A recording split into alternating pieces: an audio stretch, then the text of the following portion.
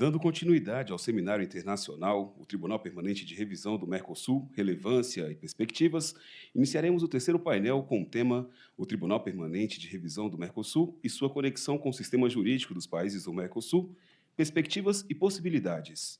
Destacamos que o registro de presença está disponível por meio do QR Code que se encontra na entrada do auditório.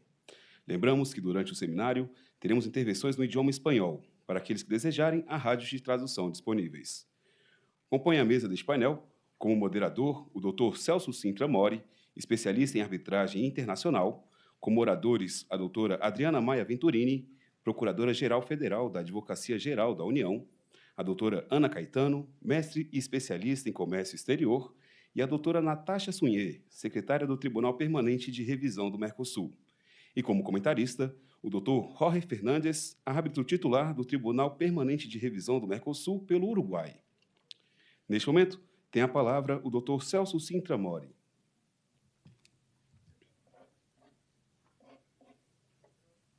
O microfone, por favor, Audivídeo.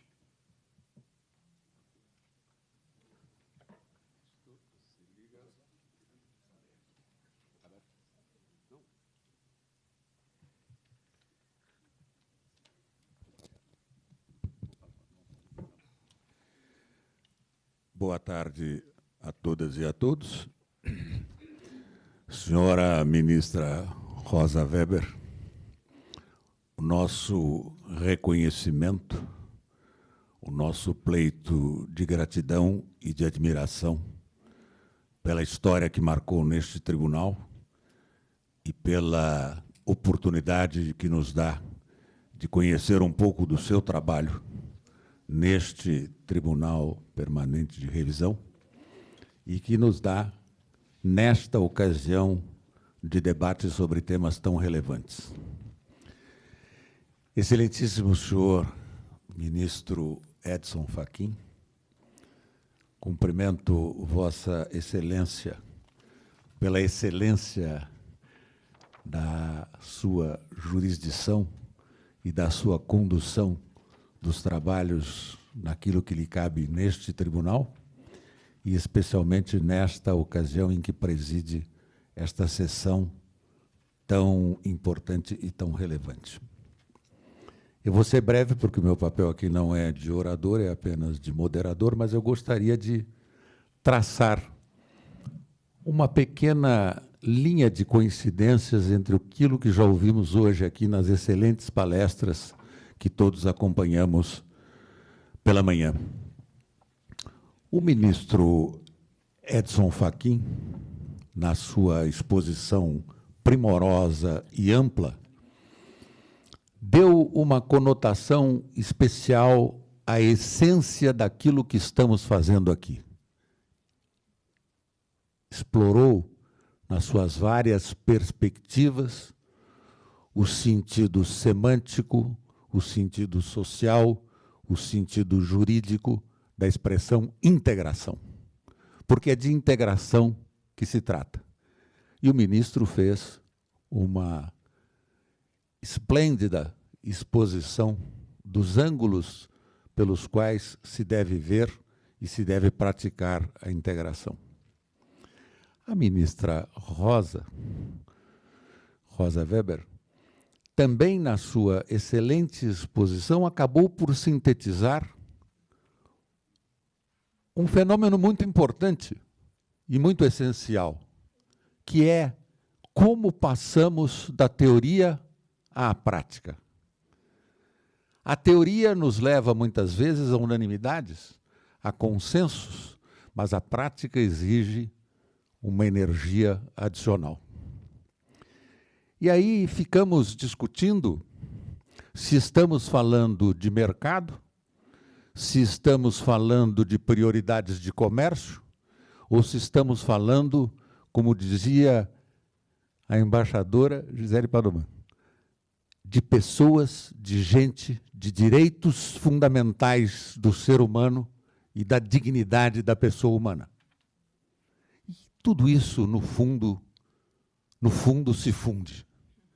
Porque mercado, embora seja muitas vezes uma expressão mal vista e execrada, Mercado é tão somente o lugar físico ou virtual onde as pessoas se encontram para fazer as suas transações de valores, seja dos valores econômicos, seja dos valores morais.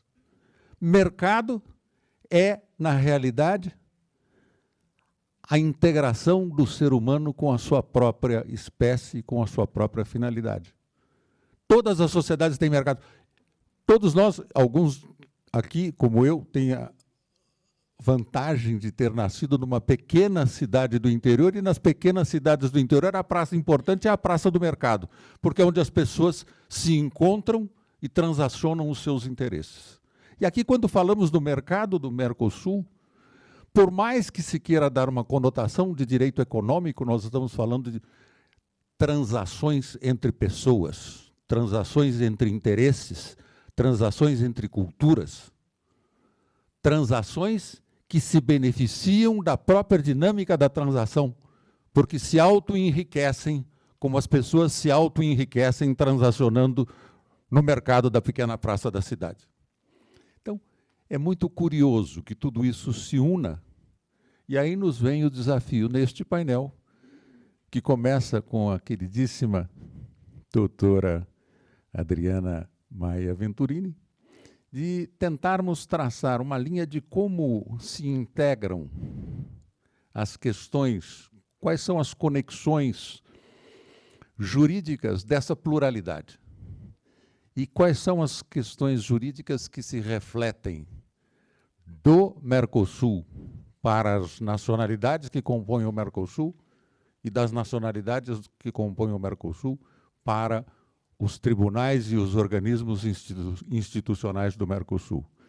Por favor, doutora Adriana, que é Procuradora-Geral Federal da AGU, mestre em Políticas Públicas e Desenvolvimento Econômico, especialista em Direito Público, e que, em 2022, coordenou a assessoria jurídica dos grupos técnicos do Gabinete de Transição Governamental, e que vai nos falar justamente por esta pluralidade de forças e de esforços que compõem esta integração, que, no fundo, é a integração humana que nos interessa. Por favor, doutora.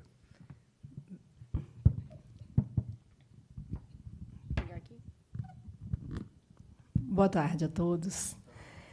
Eu queria começar dizendo que, apesar do ministro Barroso ter ontem dito que ele aboliu a nominata, eu vou acompanhar a divergência aqui e seguir a ministra Rosa Weber, quem eu já antecipo meus cumprimentos, e queria agradecer a presença de cada um que está aqui nesse auditório hoje. Queria agradecer a presença, e é uma honra estar falando para o ministro Fachin e a desembargadora, sua esposa Fachin também. Doutora Gisele, prazer lhe conhecer. Queria cumprimentar também doutor Guilhermo e doutor Eládio, nossos colegas árbitros da Argentina e do Paraguai, que tive a oportunidade de conviver e ter algumas trocas nas últimas horas. E aqui o dispositivo dessa mesa. Essa semana começou e terminou muito bem. Eu comecei essa semana dividindo mesa com o doutor Celso Mori, lá em São Paulo, na faculdade, na Sanfran, nas arcadas da Universidade de São Paulo, e termino a semana também ao seu lado. Então, posso dizer que é uma semana assim, de honra, de sorte, de prestígio. E é um prazer sempre estar ao seu lado, estar lhe ouvindo. Queria cumprimentar também a doutora Natasha Sunhé, que é secretária do Tribunal Permanente de Revisão, doutora Ana Caetano, e também o árbitro do Tribunal do TPR, o quarto, que eu ainda não citei, doutor Jorge Fernandes, do nosso queridíssimo Uruguai, torcedor do Peñarol, certo? Então, assim, já fiz o meu dever de casa. Bem, então, boa tarde a todos. Não preciso reforçar a alegria que é de cada um de nós estar participando aqui ao lado de renomados profissionais das atividades de comemoração desses 20 anos do Tribunal Permanente de Revisão do Mercosul.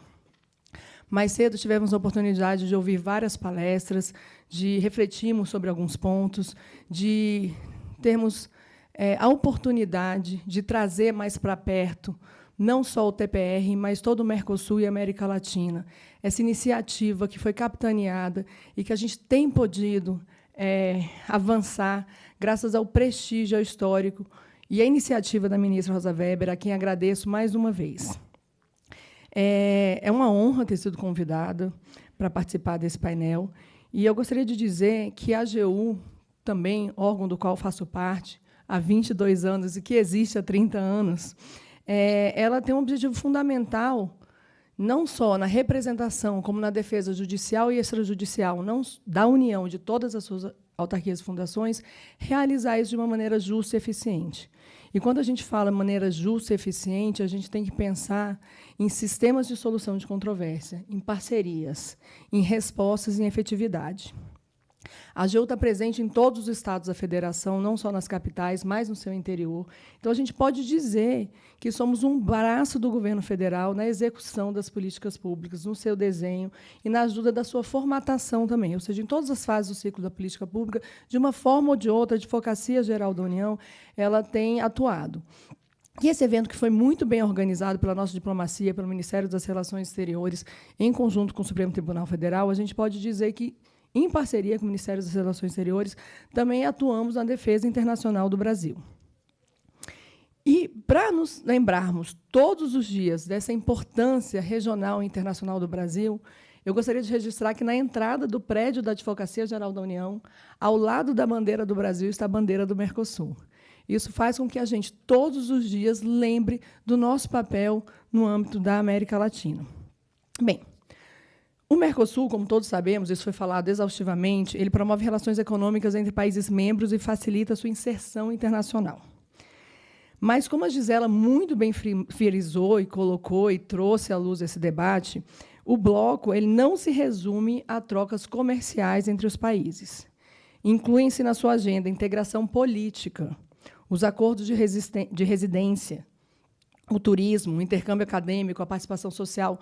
São várias as frentes e várias as entregas que essa união dos países da América Latina podem oferecer à sociedade. E um outro aspecto muito relevante em relação ao Mercosul, TPR, é seu acervo de normas e o seu papel de fortalecimento institucional. E hoje aqui eu acho que eu vou colocar mais luz. Eu fiquei pensando o que eu poderia trazer para esse grupo de sábios, de pessoas que já estão no tribunal, que entregam o tribunal, como é que a AGU ou eu poderíamos contribuir em relação a esse debate. Eu acho que um ponto que é convergente a todos nós, essa necessidade de fortalecimento institucional, e, nesse contexto, se insere o TPR. O Mercosul, a gente fala muito assim, nossa, o Mercosul poderia ter avançado mais, o TPR poderia ter feito mais, mas a gente também tem que olhar tudo aquilo que já foi feito. Ele criou uma nova era para os países do Cone Sul. Ele nasceu e ele propõe a superação da desconfiança que poderiam ter desaguado em conflitos sobre recursos fluviais, medidas econômicas retaliatórias e a corrida armamentista, até, num caso extremo, com riscos nucleares. E isso não aconteceu. Então, muitas vezes, um papel de prevenção ele não é notado, mas a própria existência do TPR ela já está entregando sem que a gente consiga contabilizar isso. Tanto os 33 anos do Mercosul como os 20 anos do Tribunal Permanente de Revisão atestam a sua resiliência às mais diversas crises. Muitas críticas são dirigidas ao bloco, como a dificuldade de se consolidar efetivamente o livre comércio ou a união aduaneira. E acabam que deixam de lado muitos avanços verificados nas últimas décadas, seja na intensidade ou na diversificação das trocas comerciais, e seja principalmente na superação de rivalidades históricas. Agora somos parceiros. Como mencionado, o TPR foi criado em 2004, conforme previsto no Protocolo de Olivos de 2002. Podemos dizer que, naquele momento, se tratava de um segundo momento de institucionalização do bloco, quando os efeitos colaterais da abertura comercial e financeira se mostravam com toda a força, seja por meio de crises financeiras, da redução do comércio intrabloco ou ainda da adoção de medidas contrárias ao espírito do bloco. E o TPR fez a sua parte, nessa segunda aposta de regionalismo, no seu fortalecimento institucional, movimento que incluiu também novas medidas para reduzir a assimetria entre os países e fortalecer os eixos políticos e social da integração. Então, na realidade, ele foi uma resposta a um movimento que questionava e que queria e que exigia respostas imediatas à criação dessa política regional. E um dos argumentos para poder rechaçar essa união era justamente essas divergências entre a situação e as políticas macroeconômicas de cada um dos seus Estados-membros. Mas, como dito também várias vezes aqui, o Mercosul nunca adotou uma perspectiva exclusivamente economicista. Já em 1994, o Protocolo de Brasília, que formalizou os tribunais ad hoc, os países passaram a contar com um mecanismo regional de solução de controvérsias. Essa evolução do Protocolo de Brasília para o Protocolo de Olivos reafirmou o desejo de mais integração, com o estabelecimento de instância revisora da arbitragem, para que pudéssemos resolver diversas controvérsias. E vale mencionar que não se deixou de lado a questão das assimetrias regionais. Na mesma onda de institucionalização, foi criado o Fundo de Convergência Estrutural do Mercosul, o FOSEM, em 2004, com o objetivo de financiar projetos para promover a convergência estrutural, a competitividade e a coesão social, observando com especial atenção as economias menores e as regiões menos desenvolvidas. Foram estabelecidos, ademais, o Parlamento do Mercosul, o Instituto Social, em 2007, e o Instituto de Políticas Públicas em Direitos Humanos, em 2009. O TPR acaba desempenhando um papel fundamental para o processo de integração. Não apenas as suas manifestações, mas a sua existência, ela é um importante fator de coesão institucional do bloco, uma vez que induzem um cumprimento por parte de cada Estado-membro das obrigações regionais. O que isso quer dizer é que ele é uma âncora institucional para garantir o funcionamento do processo de integração e a sua estabilidade. Sem mecanismos de revisão, sem sistema de solução de controvérsias, nós não temos estabilidade nas nossas instituições. Sem estabilidade, nós não temos confiança. E, sem confiança, nós não conseguimos ter acordo nem integração. E, dentro desse contexto, o diálogo com o Poder Judiciário dos países membros me parece de singular importância, pois permite verificar como as novas regionais estão sendo aplicadas no caso concreto. E aqui eu queria abrir um parênteses para reafirmar aquilo que foi trazido pelo ministro Fachin. Eventos como esse, a presença, o que a ministra Rosa Weber representa, a credibilidade que ela traz para o nosso sistema jurídico interno, é muito importante para que possamos difundir, estudar e aplicar o direito mercosulino. Mas a gente pode fortalecer o regionalismo e o TPR em tempos de crítica crescente à globalização? Isso é o suficiente? A gente tem esse poder de criar essa resistência? Todas essas críticas ao multilateralismo e mesmo aos processos de integração regional que temos visto a nível mundial, a gente tem observado com perplexidade sinais das crises das instituições multilaterais. A paralisia do Conselho de Segurança da ONU, o fortalecimento de velhas alianças e a aparente configuração de novas alianças militares. Um dos exemplos mais concretos é o enfraquecimento da OMC, da nossa Organização Mundial do Comércio, e seu sistema de solução de controvérsias. A OMC contribuiu significativamente para a criação de normas e regras no comércio internacional. Seu sistema de solução de controvérsias tem como uma das finalidades da previsibilidade e aplicação às disciplinas multilaterais relativas ao comércio. O órgão de apelação, coração do sistema, é o responsável por resolver as disputas comerciais. É como se fosse o TPR da própria OMC. E a sua jurisprudência alcançou um papel determinante, não só para as decisões futuras dos painéis, como a própria definição das políticas comerciais dos países. A OMC, como sabem, beneficiou a todos os países, mas, sobretudo, aos países em desenvolvimento, tanto por ter fortalecido o processo de elaboração das regras comerciais, como por ter dado maior previsibilidade sobre disputas dessas regras, um ambiente de segurança jurídica. E, graças a uma diplomacia habilidosa, e aqui eu quero fazer um parênteses para saudar o meu amigo, quem eu admiro muito, Fernando Cavalcante. Quando eu falo diplomacia habilidosa, vem a imagem dele à minha cabeça. O Brasil, por exemplo, obteve na OMC importantes vitórias no plano negocial e de contencioso. Mas vemos, infelizmente, as economias adotarem medidas unilaterais e questionarem com naturalidade as regras da OMC. Desde 2019, observa-se a paralisia do órgão de apelação com bloqueio da nomeação de novos árbitros. É uma estratégia para que o órgão de apelação esteja completamente paralisado diante da ausência da nomeação desses novos árbitros. E esse é um dos maiores desafios que enfrentamos. Essa desconfiança nas instituições. Sem respeito às regras de funcionamento e sem confiança nas regras, não é possível visualizar um futuro em que haja cooperação. E não é isso que queremos para o Brasil, e muito menos é isso que queremos para o Mercosul. Nesse sentido, podemos pensar que o exemplo das dificuldades do sistema de controvérsia da OMC se apresenta também como uma oportunidade de revalorizarmos os nossos órgãos regionais. Desse modo, em momentos de crise do multilateralismo, a paralisia do sistema de solução de controvérsia da OMC, podemos contar com o TPR, com árbitros tão qualificados, com vasta experiência em arbitragem, com o nosso chanceler, para podermos tratar de forma segura de temas relativos à integração regional. Os principais legados do TPR são a institucionalização do sistema de solução de controvérsias, o seu aperfeiçoamento por meio das decisões do Conselho do Mercado Comum, relativas à designação dos árbitros, às regras, aos procedimentos, e também a atuação de casos de grande complexidade. E tem um outro ativo muito importante nos dias de hoje, que eu gostaria de destacar, que é especialmente relevante para a integração regional e que valorizamos em nosso trabalho da AGU: ampliação do acesso ao tribunal. Todo mundo fala de acesso à justiça, eu gosto de falar que justiça é acesso. E as suas opiniões consultivas é um tribunal aberto para uma gama enorme de atores.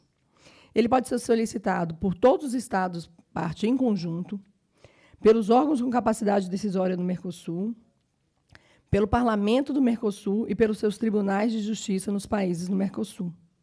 E aqui eu queria dizer que a regulamentação que internalizou no regimento interno esse procedimento de encaminhamento pelo Supremo ao TPR, ele possibilita que qualquer juiz de primeiro grau ou qualquer parte, ao aplicar o dinheiro, falando do mercado, ao aplicar o direito mercosulino num caso concreto, ele pode submeter a dúvida da sua aplicação ao Supremo Tribunal Federal, que, após um processo de admissibilidade, que pode, inclusive, ser virtual, encaminhar para o TPR. Então, aquilo que o ministro Fachin falou, de difundir o conhecimento, de estudar o conhecimento e aplicar, acredito que muitos dos nossos advogados sequer conhecem as normas, os procedimentos tratados no âmbito do Mercosul. E, por isso, que eu fico muito feliz de saber que uma pessoa com o tamanho e a representatividade que a ministra Rosa Weber tem em nosso território nacional está à frente desse gigantesco desafio, que é poder fortalecer, internalizar, difundir, estudar e aplicar o direito mercosulino. Voltando à questão da provocação dos tribunais, o próprio contato entre o TPR e o judiciário dos países membros do Mercosul é essencial para avançar na construção de um arcabouço jurídico sólido, coerente e com legitimidade nacional. Essa democratização do acesso ao TPR possibilita que se estabeleça um canal institucional entre o STF e o TPR, e, dessa forma, abre espaço para um diálogo jurídico produtivo sobre o acervo de normas do Mercosul.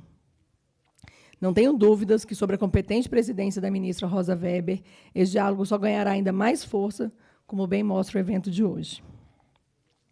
Queria ainda aproveitar e agradecer a presença da doutora Natasha Sunhé, para mencionar a importância do diálogo acadêmico, como aquele fomentado pelos artigos publicados pela revista da Secretaria do Tribunal Permanente de Revisão. São produções riquíssimas que muito aportam para as questões que foram levantadas ao evento de hoje. Inclusive, ao estudar um pouco sobre a Secretaria do Mercosul, eu identifiquei um órgão lá, que é o Centro do Mercosul de Promoção do Estado de Direito. E eu fiquei muito feliz que nós, enquanto blocos, estamos atentos para esses mecanismos de defesa da democracia, que são importantes e necessários. E, mais uma vez, cito aqui a ministra Rosa Weber, que foi tão fundamental para o nosso Estado brasileiro nas ações do dia 8 de janeiro. Na Advocacia Geral da União, a partir daqueles tristes eventos, nós criamos o Observatório da Democracia. E eu já vou colocar aqui a ideia para o pessoal da AGU, para o TPR, quem sabe possamos fazer algum tipo de parceria para que possamos trocar, nem que sejam discussões acadêmicas, para que a gente possa difundir, estudar e aplicar esses conhecimentos. Em suma, em tempos de crise do multilateralismo comercial, dos processos de integração regional, e a gente, às vezes, tem aquela síndrome de o problema é nosso, a gente não consegue crescer, e a gente se compara muito aos tribunais europeus, que já estão lá há muito tempo, que é um processo de integração que começou muito antes. A gente pode citar o que aconteceu com o Brexit agora. Então, assim, esta crise ela é mundial, ela é global. E eu acredito que a institucionalização do TPR é um importante ativo para fazer valer as regras e as normas relativas ao comércio intrarregional e continuar fortalecendo o papel do Mercosul na integração. Para tanto, o diálogo com o Poder Judiciário dos países membros, de modo a compreender como e se as normas regionais estão sendo efetivamente aplicadas, é essencial. Fico muito feliz com esse avanço. Acho que esse evento, ele, de fato, pode representar um divisor de águas.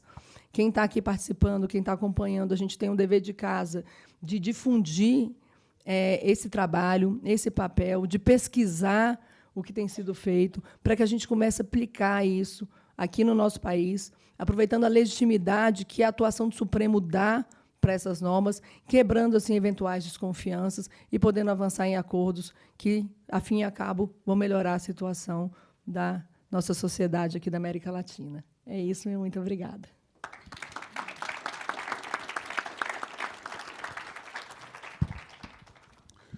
Muito obrigado, doutora Adriana Venturini.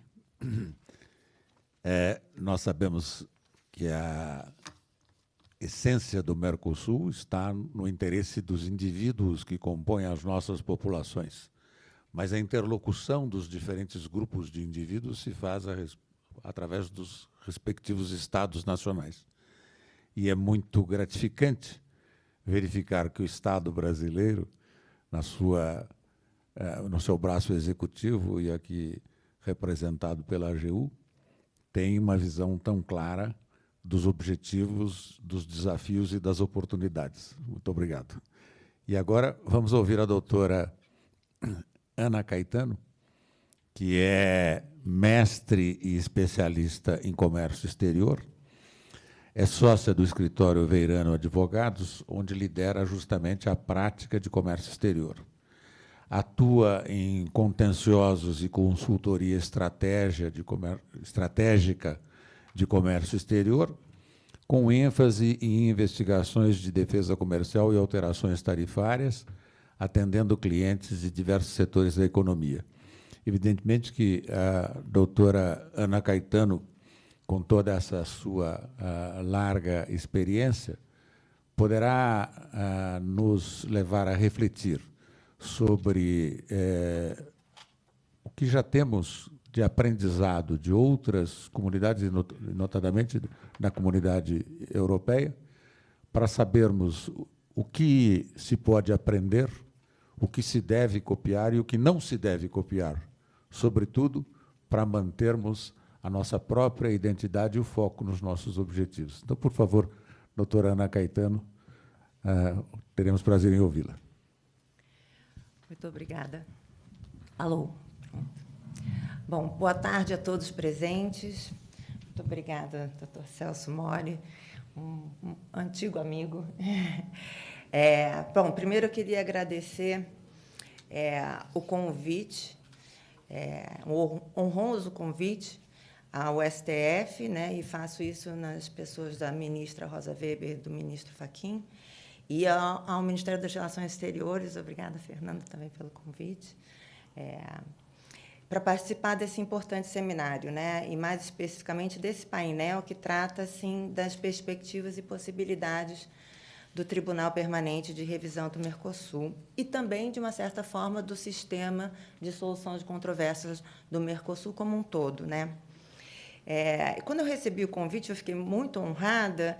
Eu fiquei pensando, por que será que eu fui convidada? E eu acredito que o convite para eu participar desse painel ele veio, talvez, pela perspectiva diferente que eu possa oferecer a partir de uma experiência defendendo interesses comerciais privados e auxiliando o governo brasileiro perante o mecanismo de solução de controvérsias da OMC.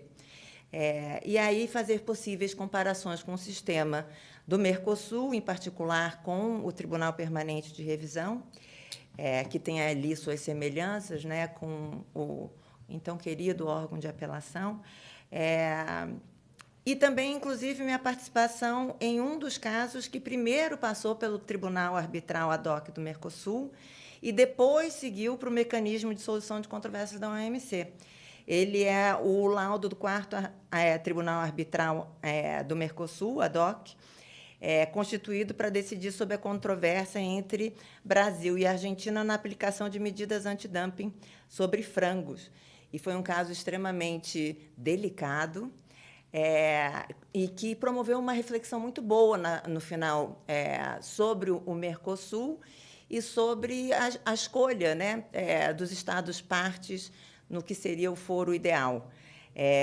E depois eu falo um pouquinho mais. Eu não trabalhei no Mercosul, nem na investigação original, mas eu trabalhei, no caso, na OMC. Então, eu tenho, talvez, uma perspectiva desse lado. E trago também uma contribuição pela perspectiva dos interesses e da expectativa da iniciativa privada quando conflitos são levados para o mecanismo internacional de solução de controvérsias. Então, eu acho que esse é onde eu posso agregar aqui nessa mesa.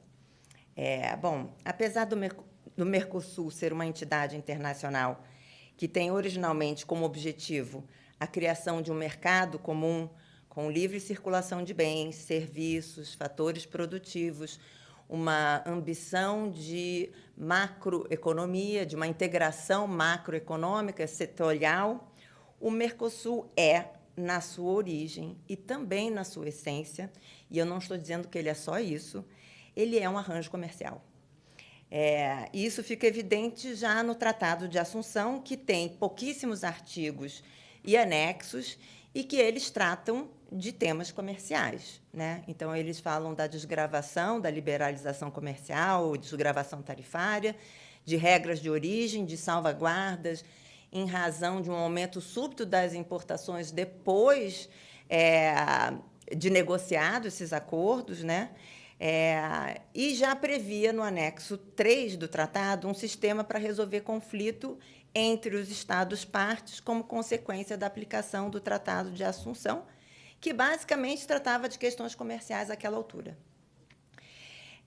E aí eu fiz essa introduçãozinha e aí faço uma observação à parte também, que eu acho que um ponto preliminar, e, de novo, sob a ótica de quem defende interesses comerciais privados, é entender o que constitui um bom mecanismo de resolução de disputa.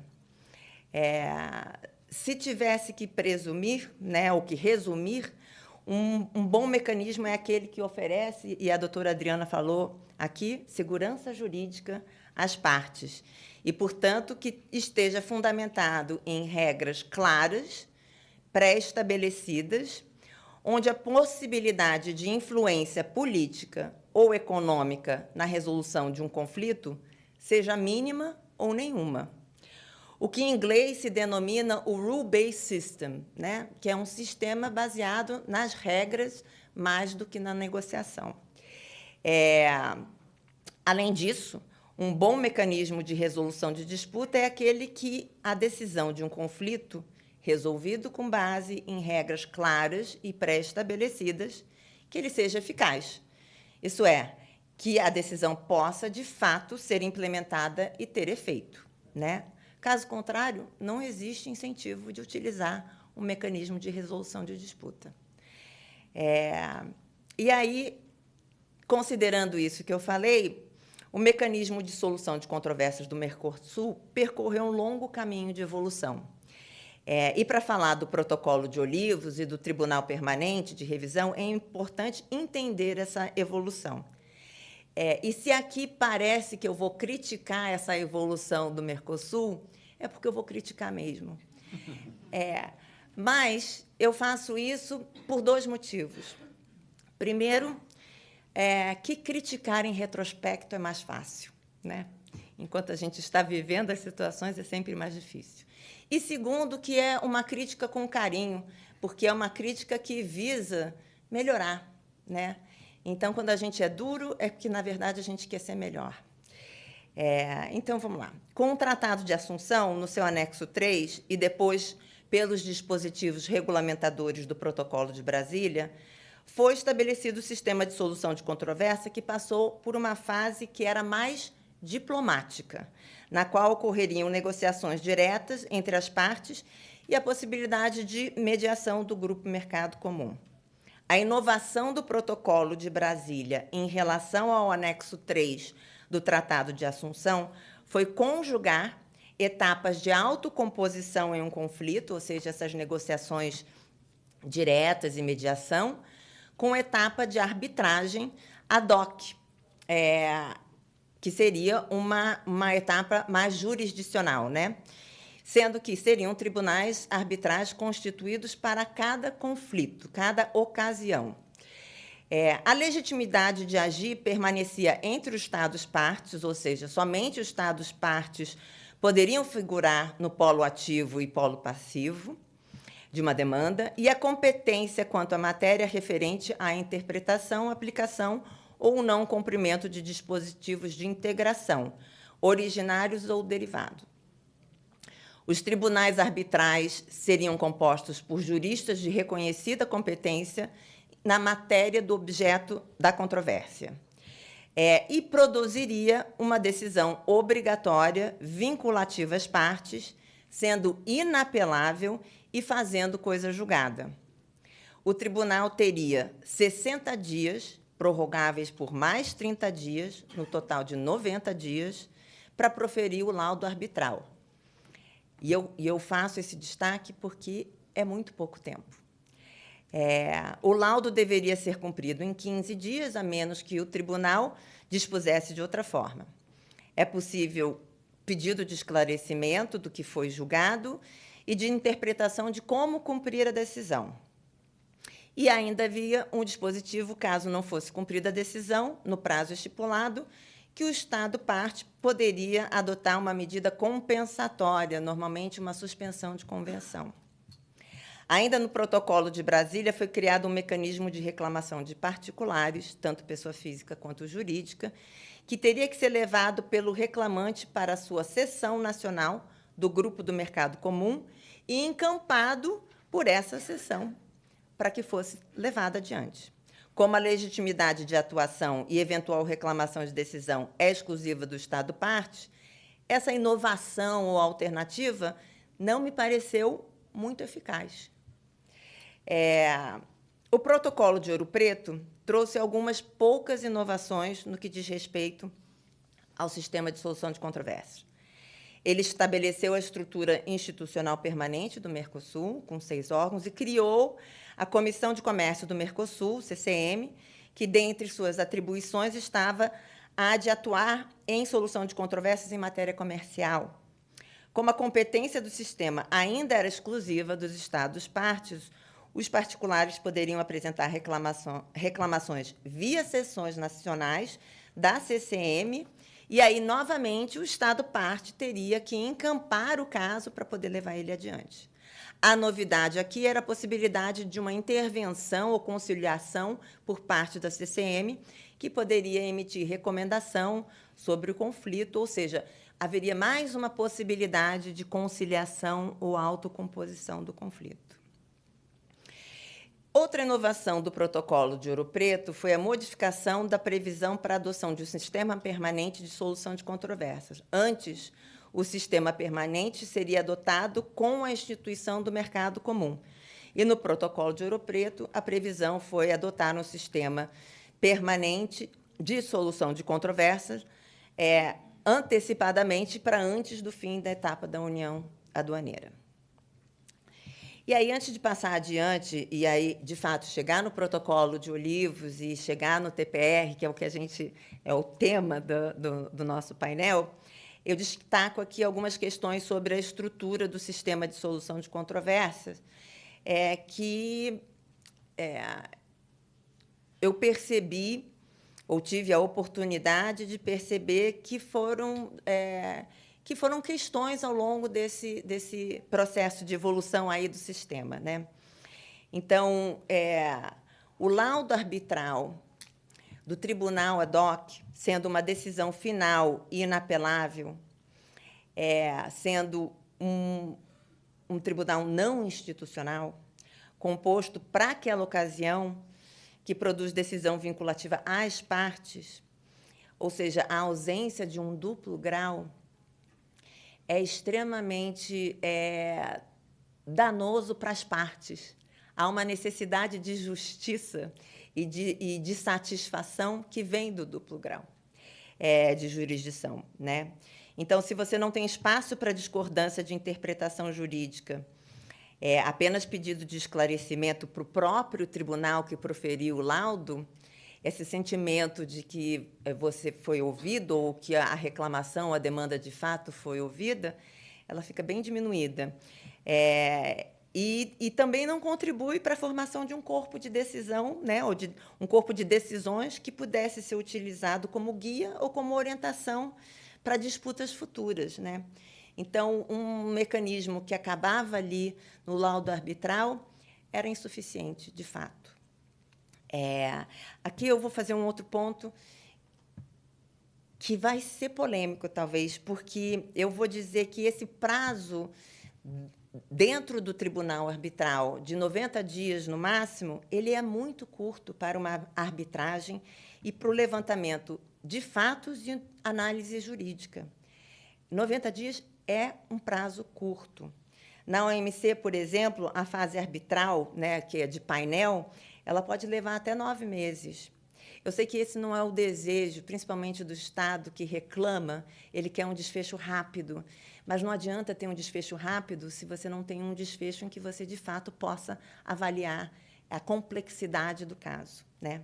Então, dependendo da complexidade de um caso, se faz necessário uma fase maior de levantamento e entendimento dos fatos e do contraditório entre as partes. E havia também, naquela ocasião, uma necessidade de maior orientação, clareza e detalhamento sobre o prazo de cumprimento de uma decisão e a forma de implementação da decisão, bem como um rito e entendimento acerca da aplicação de medidas compensatórias. E eu destaco essa parte aqui porque essa é a parte da eficácia da decisão, né? Se a decisão será ou não eficaz, ela será implementada, ela não será implementada, ela vai produzir um efeito para quem foi e reclamou? Então, é extremamente importante, a gente, às vezes, se concentra muito no processo, né, de arbitragem e no processo de revisão por parte de um órgão numa segunda instância, mas a gente deixa um pouco de lado essa fase de implementação que é tão importante para que haja segurança jurídica e que as partes sintam vontade de utilizar o mecanismo, né? Durante a vigência do Protocolo de Brasília e do Protocolo de Ouro Preto, 10 laudos arbitrais dos tribunais ad hoc foram proferidos. Sobre esses casos, eu vou destacar somente um, e de forma sucinta, que foi o caso envolvendo a Argentina e o Brasil, relativo à aplicação de medida antidumping nas exportações brasileiras de frango inteiro do Brasil. E eu tive o privilégio e a oportunidade de trabalhar nesse caso por parte dos interesses privados e junto com o governo brasileiro nessa demanda, né? Essa demanda trata de uma investigação antidumping que ocorreu na Argentina, que, no final dessa investigação, houve aplicação de medida antidumping por parte da Argentina sobre importações de frango do Brasil. A Associação Brasileira de Exportadores e Produtores de Frango, a ABEF, na ocasião, hoje é a ABPA, Associação Brasileira de Proteína Animal, representa os interesses dos produtores e, não satisfeitos, até porque a Argentina é um mercado importante, foi até o governo brasileiro. E, naquela ocasião, eu não participei, então eu não posso supor o que aconteceu ali, mas teve uma opção pelo Mercosul. E o caso foi levado para o Mercosul. E o Mercosul foi o 4º Tribunal ad hoc do Mercosul, apreciou o caso e, basicamente, entendeu e concluiu serem os procedimentos antidumping argentinos aceitáveis e legais, indeferindo o pedido do Brasil. E o pedido do Brasil, ou a intenção do Brasil, consistia, na verdade, na declaração de o descumprimento por parte da Argentina das obrigações e dos procedimentos antidumping argentinos, que nada mais é do que os procedimentos do acordo da OMC de antidumping. E aí o Brasil e a ABF, não satisfeita, levou novamente a situação para o Brasil. E o Brasil, naquela ocasião, e, de novo, eu só posso supor o que aconteceu, porque eu não participei, deve ter ponderado comercialmente, politicamente, e levou o caso ao órgão de solução de controvérsias da OMC, que decidiu, em 2003, que houve infração a vários dispositivos do acordo antidumping da OMC no processo de investigação e na aplicação da medida por parte da Argentina. E aqui é importante, só para se ter uma ideia, o Brasil trouxe mais de 40 alegações de violação do acordo. E eu não falo isso pelo número alto, mas eu falo isso pela complexidade de um caso. Um caso de mais de 40 alegações de violação é um caso complexo. Fazer um caso complexo dentro de 90 dias, em que você tem que ter levantamento de fatos, análises jurídicas ou contraditório, é muito pouco tempo. E aí o que aconteceu é que o tribunal arbitral deles lá, o painel, entendeu que a maior parte das alegações trazidas pelo Brasil estavam corretas. E aí criou uma situação não desejada, que tendo sido levado para o Mercosul, teve uma decisão, o Brasil levou para o OMC e com justificativas de ambos os lados. Aqui a ideia não é reiniciar uma discussão, mas ambos os lados têm a justificativa. E levar para a OMC, e na OMC tem uma decisão diferente daquela do Mercosul, né? Então, aí existia o que é não desejado, porque, de alguma forma, não fortalece nenhum sistema, né? E, principalmente, no caso, não fortalece o sistema do Mercosul.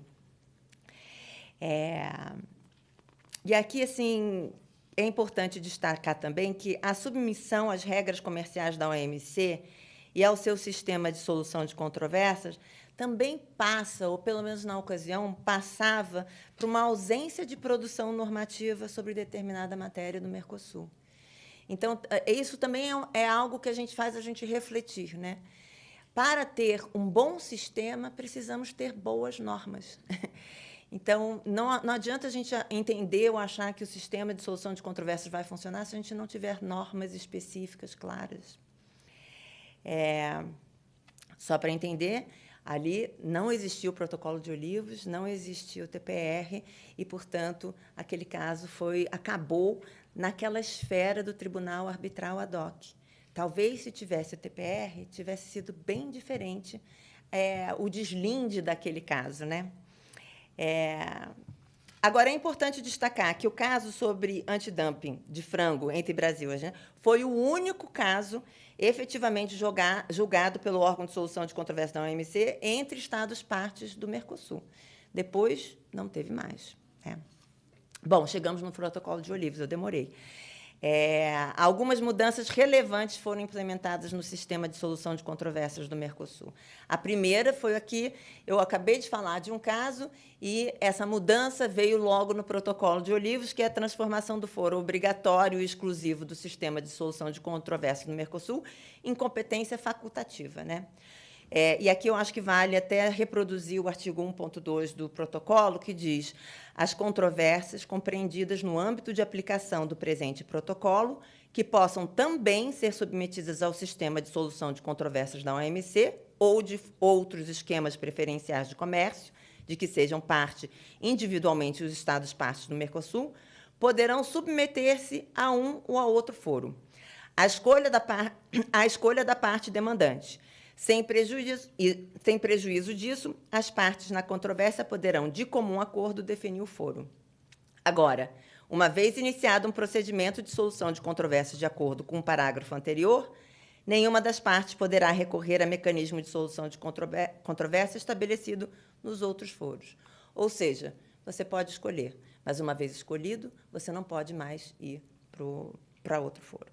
A ideia aqui era de se evitar a prática do forum shopping, né?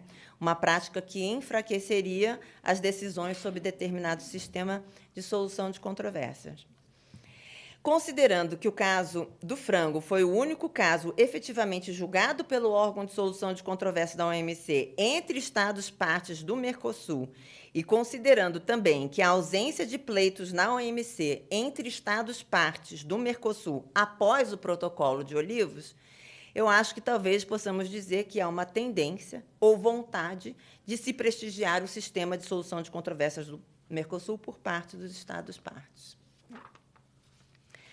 A segunda mudança relevante do Protocolo de Olivos foi a criação do órgão jurisdicional e agora institucional para a solução de conflitos, o Tribunal Permanente de Revisão.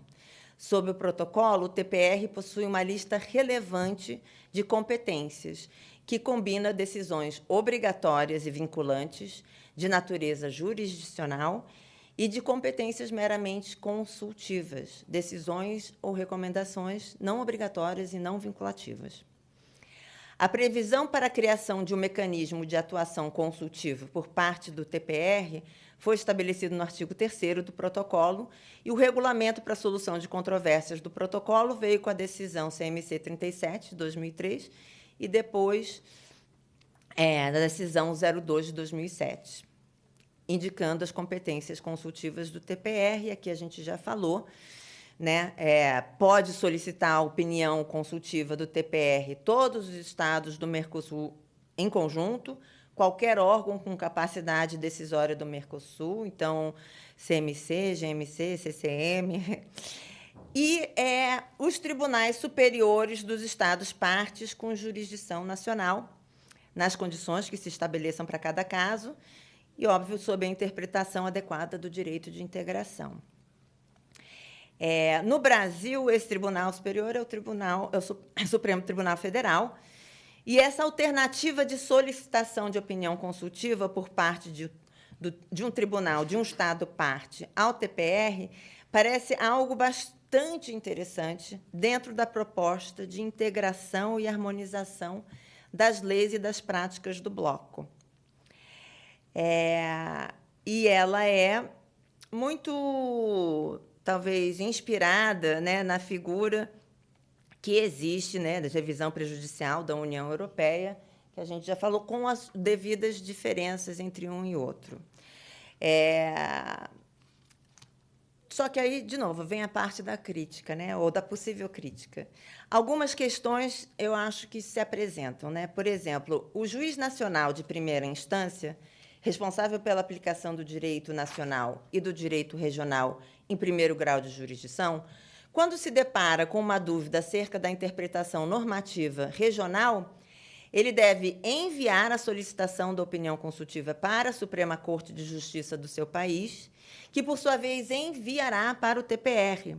E há ali a previsão de trocas, como pedido de esclarecimento de fatos, etc. E eu fico pensando se, na prática, esse processo não poderia acarretar uma morosidade ao procedimento, visto que existe toda essa etapa aí de, né, a primeira instância vai para o Tribunal Superior, que vai para o TPR, que volta. Não só essa mediação ali do tribunal, se isso também não poderia ser algo que também adiciona um custo desnecessário, né? E eu acho interessante que o Estado-parte, a qual pertence o tribunal consultante, é aquele que arca com o custo, né, envolvido com a opinião consultiva. Só que a opinião consultiva ela não é obrigatória, e todo mundo, em tese, do Mercosul se beneficia. Então, será que deveria ser o custo somente em cima do Estado-parte, que o tribunal, de onde veio a consulta, né? Fica aí, eu acho que todos se beneficiam, talvez fosse um custo a ser compartilhado, né? Nas etapas de resolução de conflito em virtude do descumprimento do direito de integração, manteve-se a estrutura do Protocolo de Brasília com algumas modificações, mas permaneceram a negociação direta obrigatória, a etapa facultativa de conciliação perante o Grupo Mercado Comum, a possibilidade de reclamação de particulares às sessões nacionais do GMC e as reclamações perante a CCM continuam vinculadas às mesmas matérias e procedimentos. A modificação substancial ocorreu quanto à etapa jurisdicional da resolução de conflito, né? Aquela que sai do âmbito da negociação, do âmbito diplomático.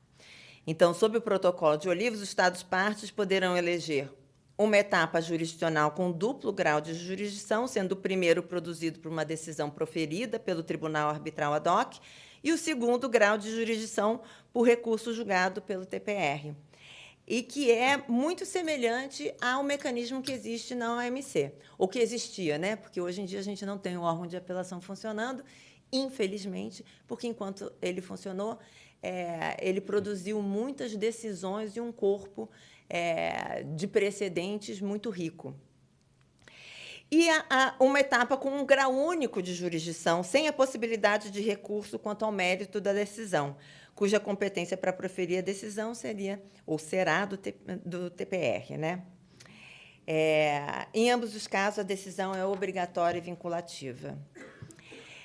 O Protocolo de Olivos ele inovou também ao instituir um controle jurisdicional sobre o cumprimento efetivo ou não dos laudos proferidos e sobre o limite das medidas compensatórias na falta de cumprimento integral dos laudos. Nesse caso, as medidas compensatórias devem ser adotadas na mesma área de infração cometida e, se não forem suficientes ou inadequadas, essas medidas poderão ser aplicadas em áreas diferentes de infração cometida, que também é uma semelhança que existe na OMC. O Protocolo de Olivos, e, em especial, a criação do TPR e suas várias competências, foi um grande avanço no sistema de solução de controvérsias do Mercosul, sem dúvida, fortalecendo a instituição e as decisões do bloco. Mas, no entanto, considerando o tempo de existência do Mercosul e o volume de comércio entre os Estados-partes, fica um questionamento do porquê não foram trazidos mais casos para serem resolvidos no âmbito do sistema de resolução de conflito do bloco. Ao contrário do que possa parecer, um número maior de casos decididos, principalmente pelo TPR, fortaleceria enormemente o corpo de precedentes e de orientação e o entendimento e aplicação das normas regionais. Então, é o contrário, quanto mais conflito e mais conflito sendo resolvido dentro dessas regras pré-estabelecidas, mais forte fica o sistema como um todo. Então, tendo isso em mente, e eu realmente agora vou terminar, deixo algumas provocações ou questionamentos que talvez sejam interessantes quando a gente for olhar para frente, né? Primeiro, né, as alternativas e os caminhos que temos hoje são muitos e diferentes na resolução de conflitos dentro do Mercosul, tanto na fase de autocomposição quanto na fase jurisdicional. Será que um sistema mais simples, com menos alternativas, não facilitaria e incentivaria o uso pelos Estados-partes e o interesse de setores privados? É necessário ou desejável a alternativa de acesso direto ao TPR como instância única de solução de uma demanda? Por quê? Isso, de alguma forma, não enfraqueceria os tribunais ad hoc?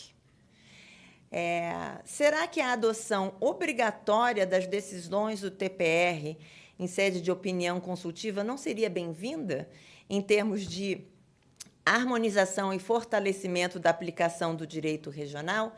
E eu sei aqui que até o painel anterior falou que da força das opiniões consultivas, mesmo não sendo mandatórias, o que eu discordo um pouco, com todo respeito.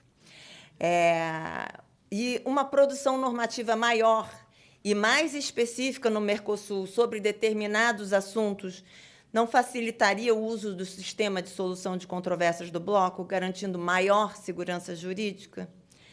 E aí tem, óbvio, outras sugestões, ou pensamentos, ou provocações, inclusive a de que seja obrigatório, no laudo arbitral, tanto do Tribunal ad hoc quanto do TPR, uma estimativa bem fundamentada de um tempo razoável para o cumprimento de uma decisão, e porque, muitas vezes, uma decisão passa por mudança legislativa, que não cabe dentro daquele prazo ali previsto dentro do... enfim, essas aqui são algumas provocações, sugestões, com todo carinho, com a crítica carinhosa, e também com a vontade de ver o maior uso do sistema de solução de controvérsias do Mercosul. Muito obrigada.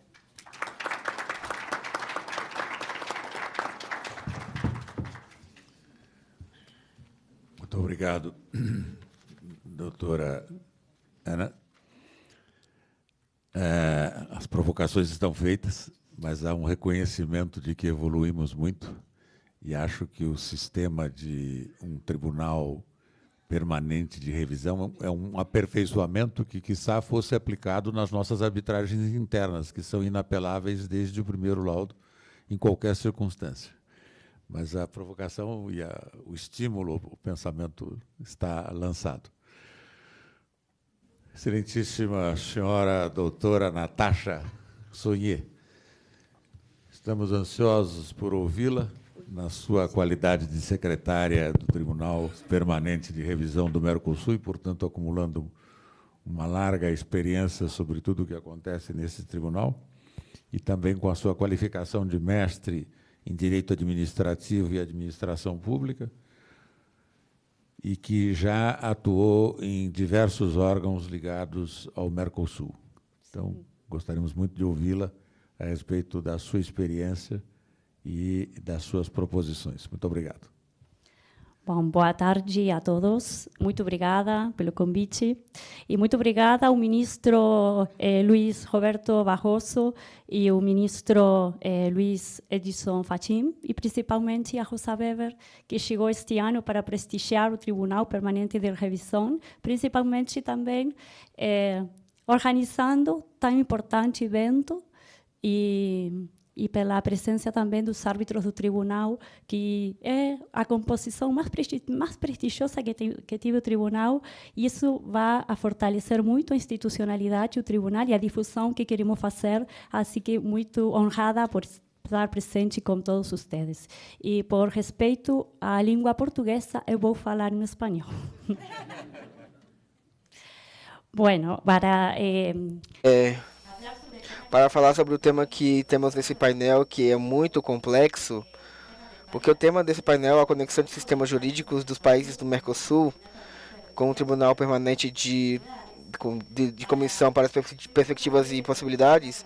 E para ser breve, porque muitos dos temas principais foram falados no painel de hoje, vou falar sobretudo de 3 pontos que eu gostaria de debater e deixar como ideias no dia de hoje. O primeiro, em relação à normativa, porque a normativa do Mercosul é muito complexa, e quando falamos dessa relação de TPR e sistema jurídico de cada país, se partimos pela Carta Magna de cada Estado-parte, também teremos algo que a doutrina define como assimetrias constitucionais, e para o fortalecimento do sistema jurídico do Mercosul.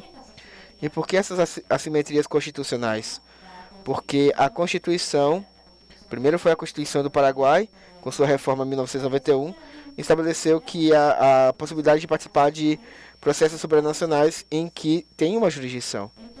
Então, é um país que é propício e aberto a outros sistemas jurídicos, que podem ser parte e integrar-se também à ordem jurídica paraguaio.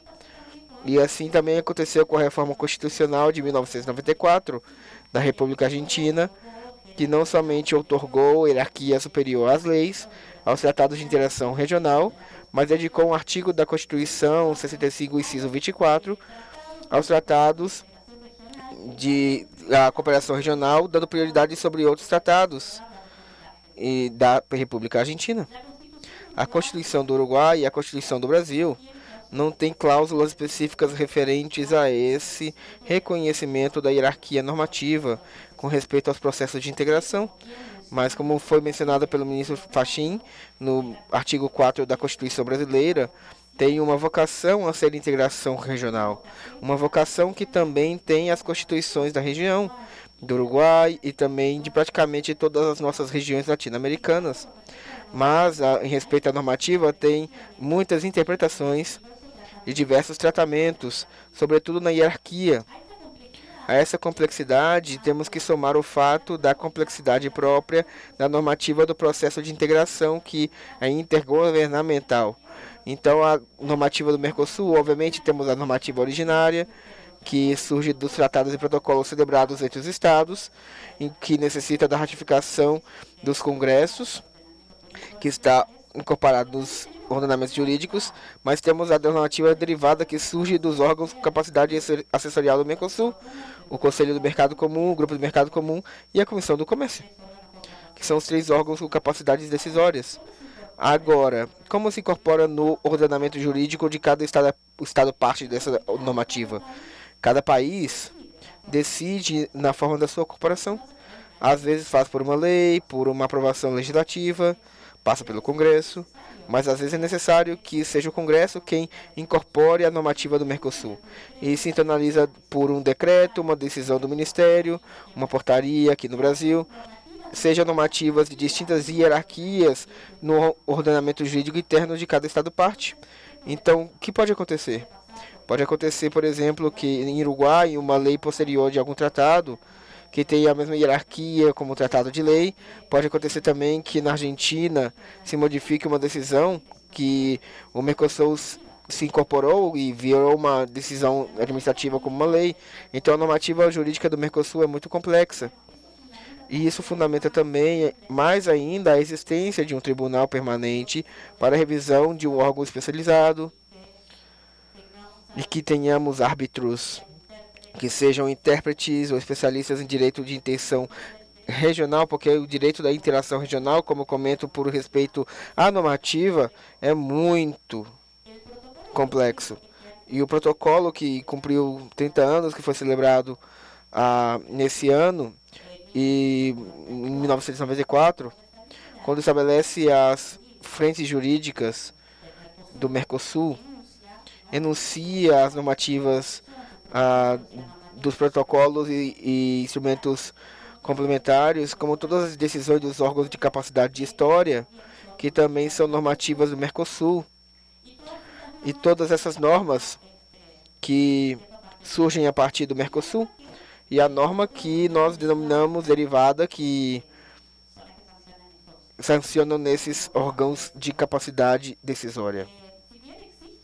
Ainda que existem alguns obstáculos de elaboração e de incorporação em vigor da eficácia normativa do Mercosul, também tem essa ausência de aplicação imediata, porque são normas emanadas num sistema de característica intergovernamental, a diferença do direito comunitário, que conhecemos muito bem pelo caso da União Europeia, que se necessita pelo mais avançado e em processo de integração, que tem uma aplicação direta, e nós temos um sistema que, para ser reconhecido, precisa ser dessa incorporação e internalização. Agora, no artigo 38, temos um aspecto muito importante, porque estabelece os estados para se comprometer todas as questões para poder assegurar o cumprimento das ordens emanadas pelo Mercosul. Isso quer dizer que essa obrigação internacional para os estados de respeitar a normativa que foi sancionada tem que ser feita.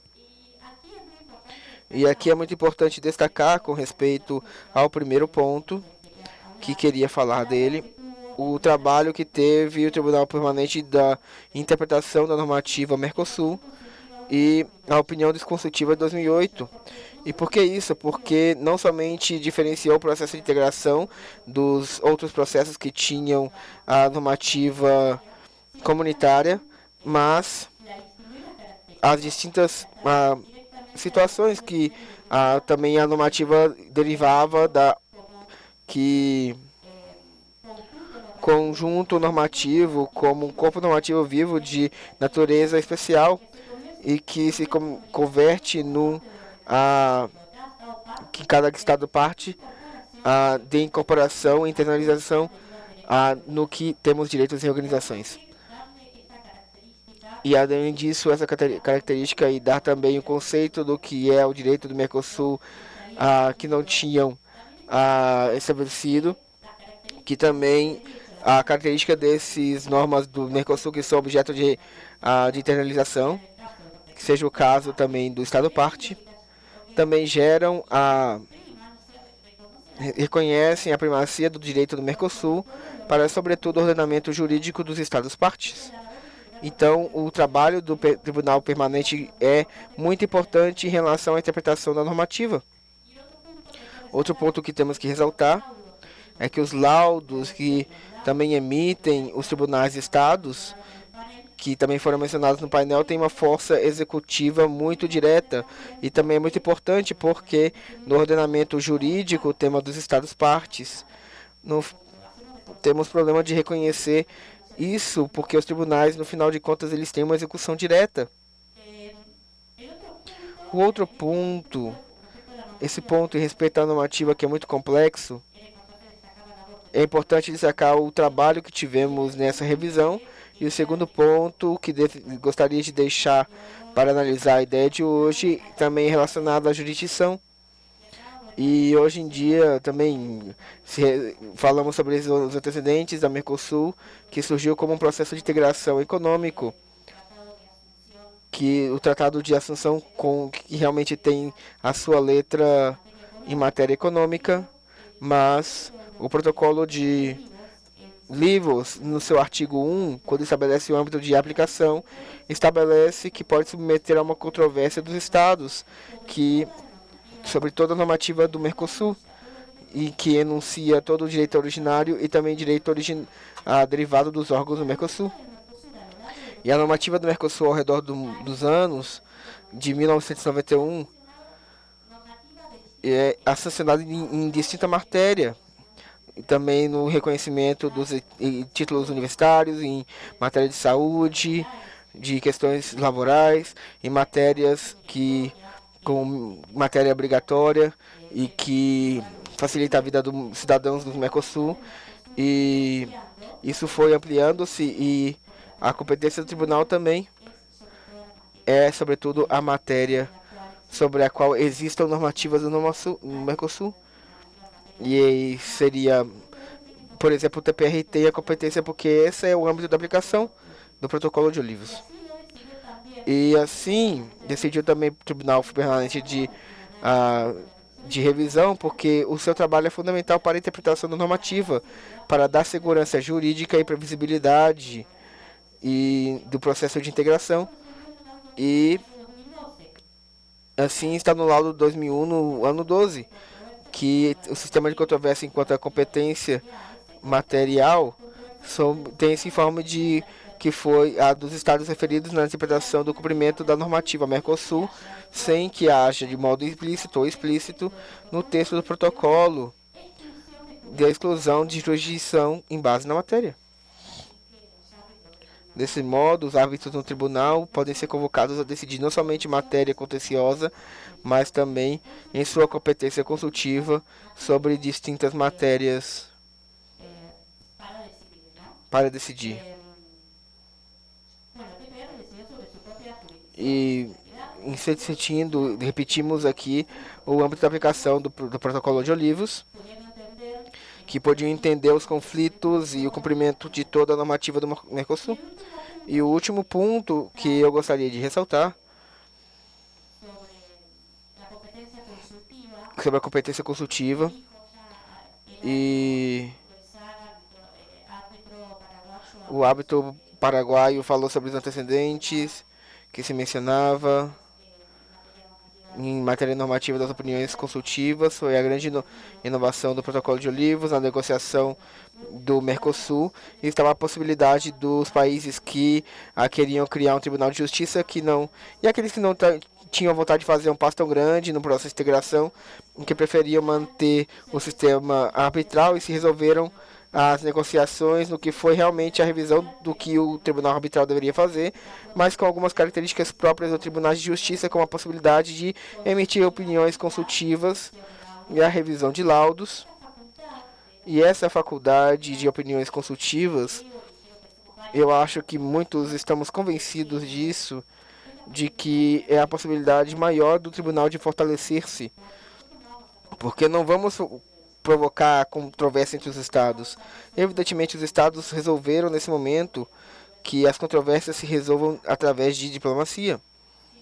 No entanto, os operadores jurídicos do Mercosul, enquanto decidem causas todos os dias nos julgados do Brasil, do Paraguai e Uruguai, seguramente estão interpretando a normativa do Mercosul, porque assim também, como vemos a complexidade do Mercosul, se reflete também na normativa derivada, e muitas normativas se incorporam mediante distintos instrumentos jurídicos, às vezes por decretos, por decisões administrativas, e muitos dos julgados estão aplicando normativas do Mercosul e muitas vezes não sabem, porque lamentavelmente não está muito dividida a ferramenta processual que hoje exercem a magistratura, e seguramente não tiveram essa integração, que é uma matéria da Faculdade de Direito que se incorporou nos últimos anos e que cada vez mais se incorpora na Faculdade de Direito.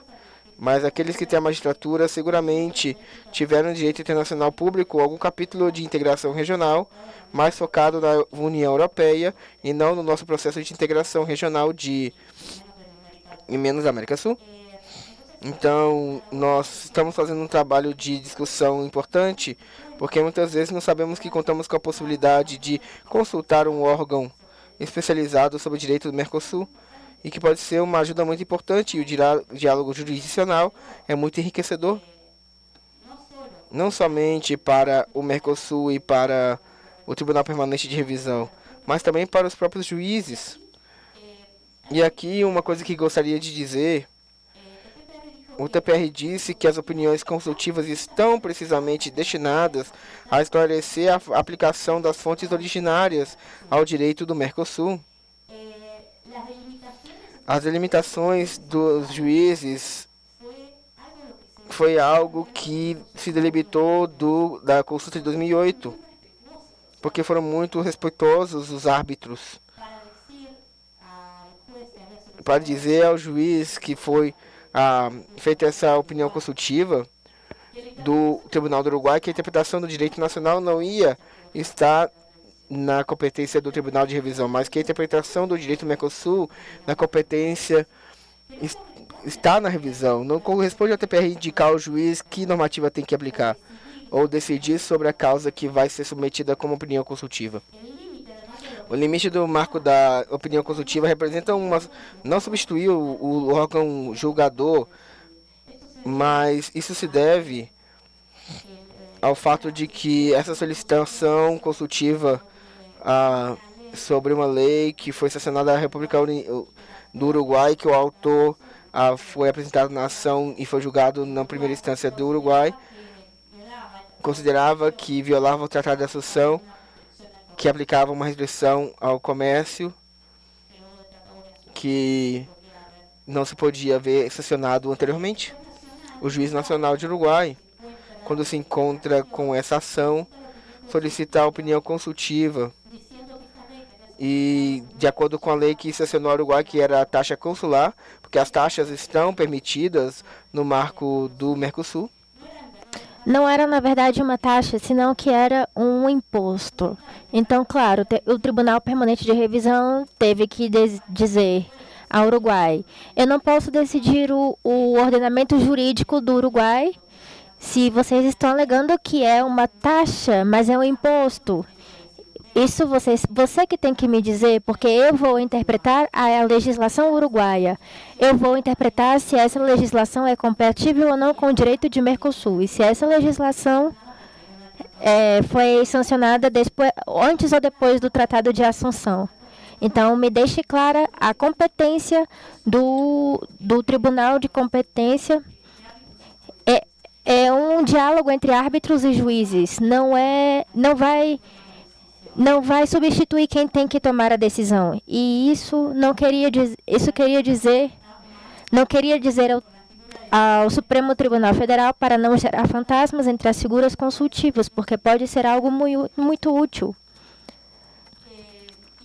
E, finalmente, o ponto final do nosso painel, a importância de contar com um tribunal. Então, muitos disseram já no painel de segurança jurídica, sempre contamos que somos advogados, o direito que queremos as normas de direito porque queremos fortalecer o Estado democrático de direito através desse tribunal.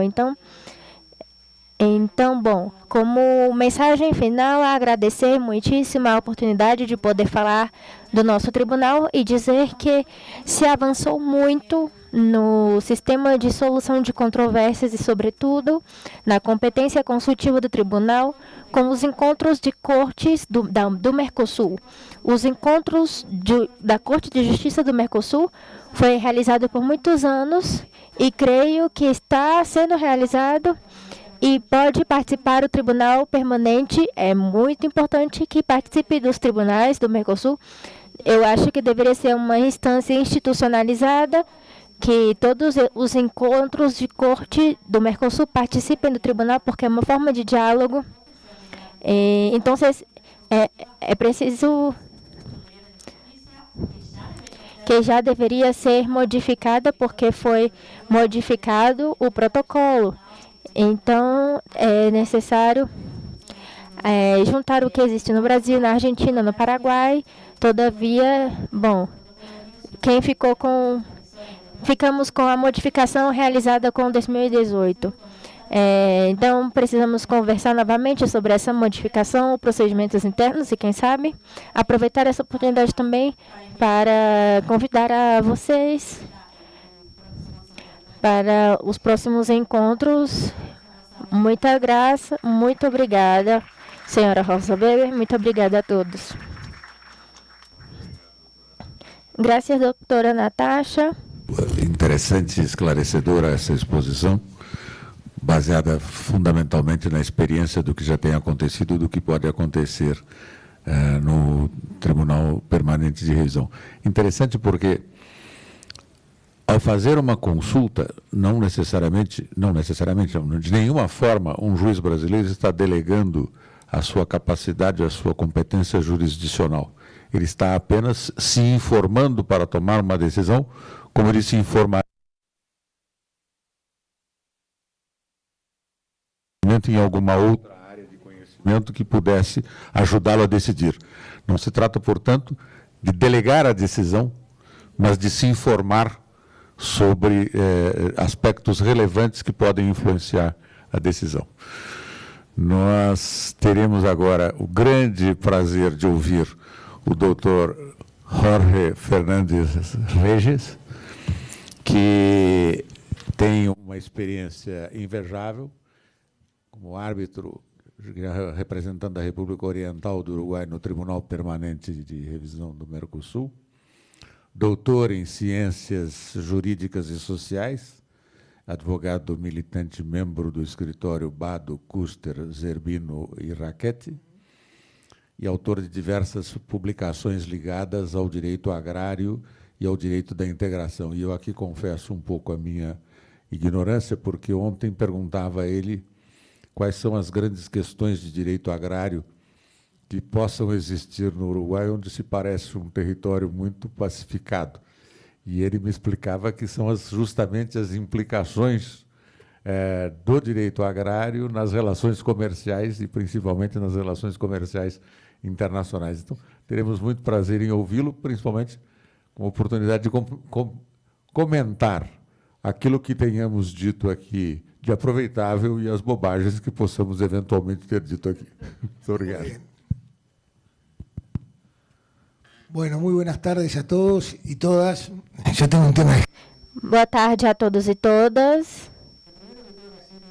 O primeiro que tenho que dizer é parabenizar ao Supremo Tribunal Federal em ocasião desse evento e destacar a importância desse evento que, de alguma forma, está colocando em primeiro lugar esse painel de revisão. Isso me parece muito importante. E, além disso, agradecer o convite. Estou muito feliz de estar aqui em Brasília compartilhando esse painel com esses colegas e com esses integrantes. E o agradecimento e parabenizações à senhora Rosa Weber, a nossa presidenta, que presta tanto do seu tempo ao Supremo Tribunal Federal e ao Tribunal Permanente de Revisão do Mercosul. Então, quero dizer algumas coisas acerca das apresentações que fizeram antes, mas eu vou dizer apenas 3 coisas. Realmente, eu gostei muito do que vocês todos disseram, as análises jurídicas que fizeram todos vocês. Então, vou dizer apenas em termos jurídicos. Eu sou um fanático do Mercosul. Isso que tem como consequência. Tem muitas coisas que vou dizer que, obviamente, são objeto de crítica. Por quê? Porque eu... E sempre me pergunto por que são tão fanáticos, independentemente, de alguma forma, estive quase na origem dessa transição e dessa integração. Escutava na ata judicial que se realizou, a senhora Rosa falou, o presidente hoje falou, quando falou o vice-presidente, a importância do fenômeno da democracia. A democracia nessa região, somos 4 estados, respeitamos a democracia. Isso não é um tema menos importante em um mundo tão conflitivo. E eu quero acrescentar algo que para mim é muito importante e que representa também interregionalismo, é um tema de paz. Nós estamos tomando parte do Mercosul e somos um sistema multilateral de comércio. Nós somos respeitosos dos direitos humanos, promovemos direitos humanos. Nós, como Estados membros no Mercosul, acordamos previamente todos os convênios internacionais que têm a ver com o fenômeno da mudança climática. Somos respeitosos no direito internacional sobre todos os aspectos que às vezes são óbvios, mas não são óbvios. Nesse mundo moderno não são óbvios. E essa região é característica por tudo isso e temos que ser orgulhosos desses aspectos. Temos que pensar nos avanços, nos retrocessos, nos acertos, nos erros, sem dúvida. Mas também temos que ter em mente que é um contexto geopolítico que não é o atual e que não é de 6 anos atrás. Por quê? Porque nascemos com determinadas características do processo de integração que não vale a pena desenvolver por razão do tempo, mas nesse momento não existia a Organização Mundial de Comércio. Era livre comércio, serviços, regionalismo aberto, como o Paladin, o fenômeno da integração, hoje é totalmente diferente. A OMC, mediante o sistema multilateral de comércio, é uma realidade totalmente diferente da anterior. Estados Unidos, Rússia, hoje, o fenômeno de Estados Unidos, Rússia, China, Índia e assim por diante. Então, regionalismo aberto é um fenômeno ao qual estamos todos abraçados, porque estamos em meio a acordos regionais, Nações Unidas. Eu estou falando um pouco de geopolítica, mas tem a ver com o contexto do Mercosul, porque às vezes digo, hoje as Nações Unidas se vendem de uma forma, bem acordos regionais, que de alguma forma há outras que estão atuando. E Mercosul vive lutando porque, na realidade, cumprimos mais de 30 anos, seguimos com erros, com acertos, com avanços e retrocessos. Mas é necessário entender que é um processo intergovernamental. Apenas os governos lideram esse processo.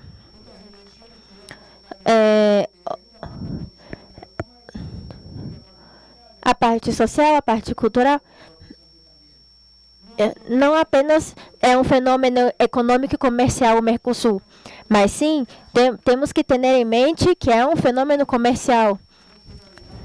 Isso não, sem deixar de lado as decisões dos 4 Estados-membros. Isso é importante porque isso que estou dizendo do Mercosul, e essa visão muito particular do Mercosul, se exibe nos organismos de solução de controvérsias.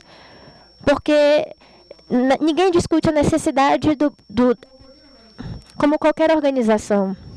E o Mercosul, por uma...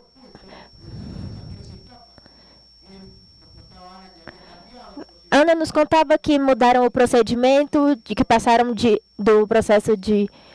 É certo de que não temos condição para um sistema permanente em função do que previu o Tratado de Assunção, porque não estamos no mercado comum. Isso é uma realidade. E teremos que aceitá-la como tal. O sistema é transitório, onde dependemos dos governos atuando e tomando decisão. E pelo que eu disse anteriormente, sempre lembro as palavras do professor, que era um professor de Direito Internacional Público, integrante do tribunal, que dizia: o protocolo de Olivre é a construção de uma ambiguidade consultiva, porque com as críticas que eram feitas ao protocolo de Brasília, e se tratou de melhorar o protocolo de Brasília, com 3 ou 4 coisas substantivas. Uma delas foi o Tribunal Permanente de Revisão. Isso não é uma dúvida. Mas não apenas porque não havia e sim porque era necessário um Tribunal Permanente de Revisão. Uma Corte de Justiça do Mercosul. Essa transição de protocolo se encontra com vários instrumentos novos que foram mencionados antes, mas eu acho que o mais relevante seria uma revisão no tema. É um dos aspectos dos quais se havia maior expectativa sobre as opiniões consultivas, que foram regulamentadas originalmente, e que na realidade, sim, eu tenho uma crítica importante entre os negociadores, obviamente, dos governos, que quando se retorna a regulamentar o processo, o fenômeno das opiniões consultivas entre o prosseguimento não mudou substantivamente. Quando temos 10 anos em que não havia opinião consultiva, então, isso não funcionou. Então, por que não funcionou? Que é o que falta, o que sobra ao regramento do protocolo de Olivas e essa decisão do ano de 2007 e 2022. Por quê? Porque era notório que algo não havia conseguido sucesso ao trazer as possibilidades de utilizar opiniões consultivas. Mas sempre damos atenção em que o protocolo de Olivas, quando diz que é que o mercado comum pode regulamentar as opiniões consultivas, mas o alcance e o procedimento, esses são dois termos. Foi muito amplo o protocolo. Estamos utilizando um instrumento muito importante para a interpretação, informe e tudo o que se falava recentemente. Então aí os negociadores foram muito inteligentes ao dizer, então isso é um instrumento válido, mas não vamos restringi-lo em como que tem que regulamentar, e sim dizemos a eles qual é o alcance e qual é o procedimento. Além disso, nos encontramos, enquanto a legitimação, uma restrição, porque somos apenas 4 estados parte em conjunto, ou funciona por consenso, tarde, mas chegou, mas não tem solucionado internamente como faz para ter a opinião consultiva. Então, a única coisa que apareceu como independente dos governos que foi dos Supremos Tribunais de Justiça. Por quê? Porque isso era os estados parte e os governos seguem pelo ingresso mais lógico nacional de conseguir a opinião consultiva do Tribunal de Revisão. E agora, os requisitos de admissibilidade, tanto dos admitivos quanto dos formais, e não são muito restritivos. Além disso, não estão funcionando. E a pergunta é, por que não estão funcionando as opiniões consultivas? Escutava a Natasha quando dizia sobre o âmbito jurídico, o âmbito nacional, diferença de competências. Eu acredito que isso explica bem. Não é um tribunal permanente de revisão. A opinião consultiva não é uma competência dos órgãos não é. É uma opinião que, além disso, não é vinculante, não é obrigatória em seu conteúdo. Há um juiz que talvez não tenha o acesso à informação Mercosul, ou apenas tem a norma, ou apenas tem as normas, ou não tem a origem da norma, o fundamento da norma, a instrumentação da norma, de tudo que, de alguma maneira, estamos mergulhados ao direito, e sabemos que isso é tão importante quanto a interpretação da norma e a aplicação das mesmas. Então, essa é a função da opinião consultiva. Sobretudo, o tema de analisar por que é que não temos uma atuação intensa, para chamá-lo. Em uma das partes está claro que eu não tinha, digamos, a ideia de que existe uma estratégia diplomática antes da solução de controvérsias, mas a opinião consultiva proveniente dos Supremos Tribunais é diferente. E é porque falta informação seria necessário ver o que é que não está funcionando no sistema de solução de controvérsias. E com isso eu quero terminar por uma questão de tempo. Depois eu quero dizer algo. 1 segundo mais. A teoria geral do direito, as normas jurídicas se analisam do ponto da vigência, eficácia e eficiência.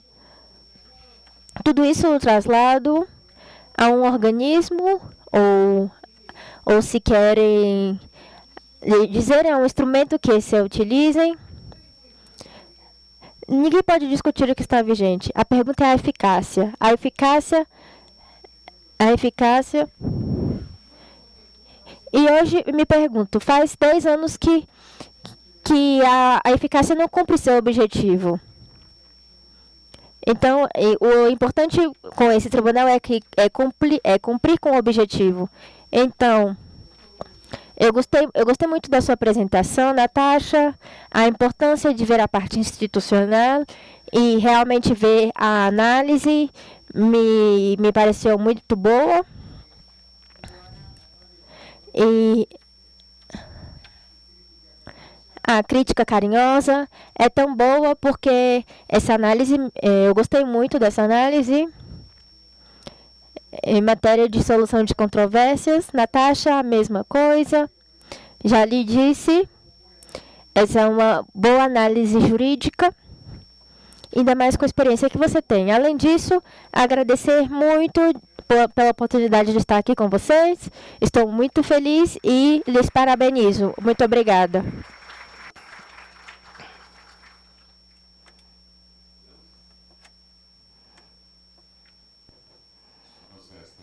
Solo nos queda agradecer y devolver la palabra y el lugar a los verdaderos.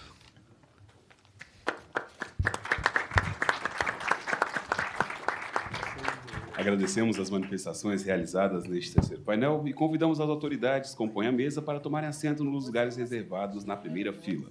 Em instantes, daremos início à solenidade de encerramento deste seminário.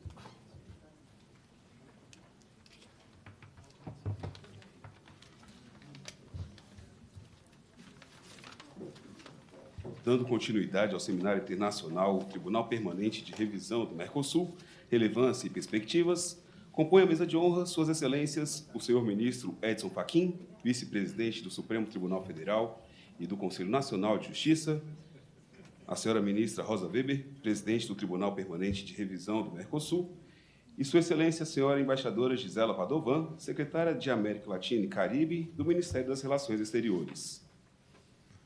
Neste momento, tem a palavra a embaixadora Gisela Padovan. Muito obrigada, ministro Edson Fachin, ministra Rosa Weber. Apenas para realmente elogiar essa iniciativa, eu acho que ela marca a presidência da ministra Rosa Weber com essa reflexão profunda sobre o processo, os logros e os desafios. A gente não deve temer os desafios, a crítica carinhosa é sempre muito bem-vinda e é uma responsabilidade como coordenadora nacional e junto com a minha equipe de levarmos essa reflexão e buscar, na prática, resolver as falhas, os problemas apontados e seguir adiante nessa institucionalização do Mercosul. Eu estou lendo o livro dos Prêmios Nobel de Economia deste ano, em que eles ressaltam o papel de economía de ese año y veía la institucionalidad del progreso de los países y me convence más de lo que yo ya estaba, de que es muy importante. Los países que más se han institucionalizado son los que más han progresado. Así que necesitamos un contenido completo para essa institucionalização. Assim, seguir contribuindo para o avanço desse processo que eu considero absolutamente fundamental para o desenvolvimento do Brasil e dos países da região. Então, só agradeço, ministra, ministro, a oportunidade que o Supremo nos deu de estarmos aqui discutindo esses temas tão relevantes. Muito obrigada.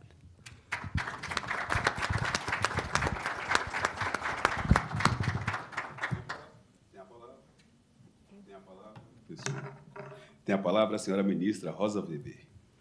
Muito obrigada. Eu, diante de algumas vivências, tenho entendido algumas vezes, e tenho uma amiga que repete muito isso, que só a arte nos salva. Então, eu estava aqui ouvindo esses painéis, esses oradores, mediadores maravilhosos, e eu estava pensando no Antônio Machado, poeta espanhol fantástico, que todos devem conhecer, quando ele diz: caminhante, o caminho se faz ao andar. E esses versos ecoaram no Rio Grande do Sul, no nosso poeta, o nosso poetinha, né, gaúcho, que dizia: são os passos que fazem o caminho. É o Mário Quintana, não sei também se todos conhecem. Então, me parece que, diante de tudo que foi dito aqui, nesse espaço de tanta reflexão, e que seguramente vai levar ao amadurecimento de algumas das ideias que foram lançadas, diante de tudo isso, eu só posso renovar os meus agradecimentos, dizer que todos os oradores, mediadores, debatedores atenderam assim plenamente as minhas expectativas. Eu saio de alma lavada, muito feliz, e graças ao Supremo Tribunal Federal, na figura, nesta sessão, neste nosso encontro, neste nosso seminário, do meu querido amigo ministro Luiz Edson Fachin, que esteve a nos proporcionar este encontro. Então, na pessoa de Sua Excelência, eu renovo os agradecimentos, estendendo também ao Ministério das Relações Exteriores, do Brasil, no caso da nossa, na pessoa da nossa embaixadora Gisela Padovan. Muitíssimo obrigada a todos, e eu já tinha encomendado para o ministro Fachin: encerre o evento, porque eu quero, mais uma vez, ter o prazer de ouvi-lo. Para mim é uma honra estar na presidência do Tribunal Permanente de Revisão do Mercosul. É uma honra ser uma ministra de sempre do Supremo Tribunal Federal. Uma honra receber todos aqui. Muitíssimo obrigada.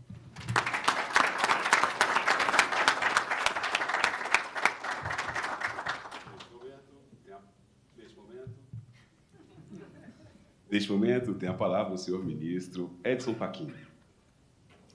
Senhoras e senhores, excelentíssima senhora ministra Rosa Weber, presidente do Tribunal Permanente de Revisão do Mercosul, embaixadoras Gisela Padovan, árbitros que compõem o Tribunal Permanente de Revisão do Mercosul, advogados, advogadas, participantes desse evento, em especial os senhores e as senhoras painelistas.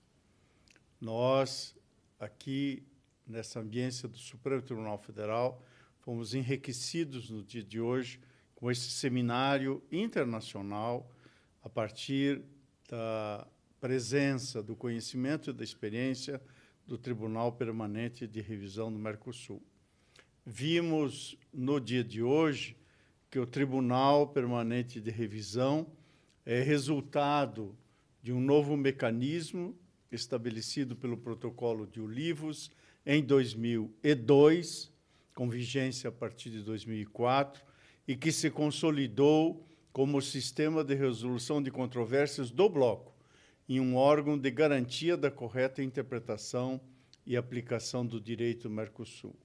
Vimos hoje também que os 20 anos desse Tribunal Permanente de Revisão consistem em motivo para celebrarmos a decisão política dos parceiros neste empreendimento, dos Estados partes, de resolver as suas controvérsias de forma pacífica e sempre de acordo com normas jurídicas.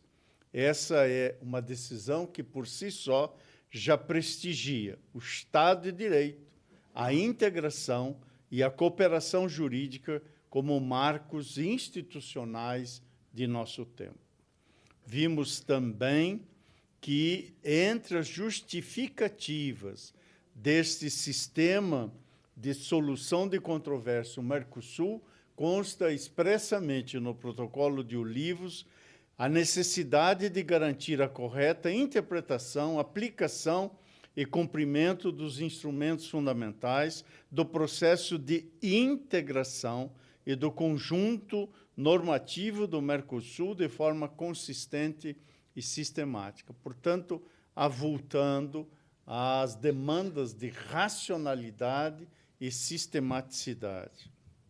Vimos também que não se pode deixar de observar que os tempos políticos de cada um dos países e da própria região acabam sendo determinantes para uma maior ou para uma menor quantidade de acessos ou recursos ao Tribunal Permanente de Revisão.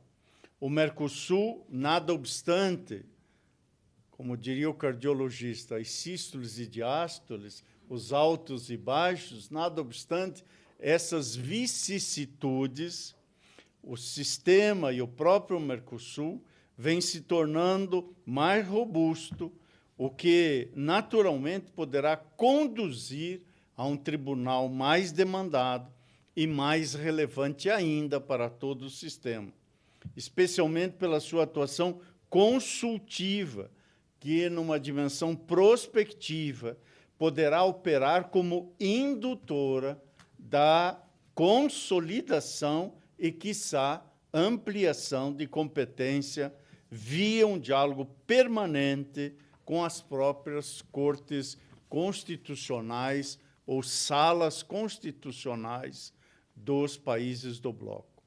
Vimos hoje também que o Tribunal Permanente de Revisão atua nesse tripé: interpretação, aplicação e acompanhamento da regulamentação do bloco, e que, portanto, é e merece ser ainda mais conhecido e reconhecido como um órgão que prima, daí a primazia, que aqui foi mencionado, que prima por soluções jurídicas internacionais destinadas a cumprir os objetivos do Tratado de Assunção. Portanto, podemos dizer que, no dia de hoje, vimos que o Tribunal Permanente de Revisão atua nessa perspectiva de solução pacífica de controvérsias e, portanto, é um tribunal vocacionado à interpretação das normativas e constitui, em nosso modo de ver, e de maneira especial, nesta composição e na presidência da ministra Rosa Weber, como um mecanismo indispensável, diríamos até mesmo indissolúvel, para a integração harmoniosa e efetiva dos Estados-partes, buscando sempre a defesa da cidadania, da democracia e do Estado de Direito, com os quais os Estados-partes expressamente se comprometeram. Portanto, não há dúvida alguma, e apanhando carona na referência que a embaixadora fez à institucionalidade, comungando desta referência, concluímos que este tribunal é um órgão que contribui e pode contribuir ainda mais de forma decisiva para um maior fortalecimento institucional entre os Estados, e, sendo assim, uma ponte e um dos baluartes de respeito do trabalho institucional transnacional e da solidariedade entre os povos na convivência pacífica. Concluímos, portanto, ao final do dia de hoje, que dotar de competência própria um órgão responsável pela solução pacífica de controvérsias significa reconhecer instrumento valioso e dar-lhe finalidades de credibilidade, transparência e segurança jurídica no processo de integração em todos os sentidos, quer seja esse processo endógeno ou exógeno. Para os protagonistas diretos, Para os observadores do mecanismo de integração, temos, portanto, à nossa frente um horizonte interessante a cumprir. Almejamos, doravante, a partir desses trabalhos, que o processo de integração, que pretende ser funcional e dotado de aptidão na esfera econômica, também se torne um sistema robusto para controle e aplicação das normas, para que seja possível garantir a efetividade dos compromissos assumidos pelos Estados-membros. E é para isso, que é imprescindível existir um órgão com atribuições e competências adequadas a essa finalidade. Por isso, constatamos que os Estados-partes, sem abdicar da sua soberania e, por via de consequência, sem abdicar da jurisdição, deliberaram constituir este sistema, ou seja, adotamos uma fórmula institucional que privilegia as negociações diplomáticas e arbitragem e, portanto, supera o perfil jurisdicional contencioso. E isto merece, obviamente, nosso aplauso e nosso estímulo. Temos à nossa frente, e é isso que o dia de hoje mostra, um padrão normativo estimulado por interpretações, tratados e normativas com um viés eminentemente democrático e comunitário.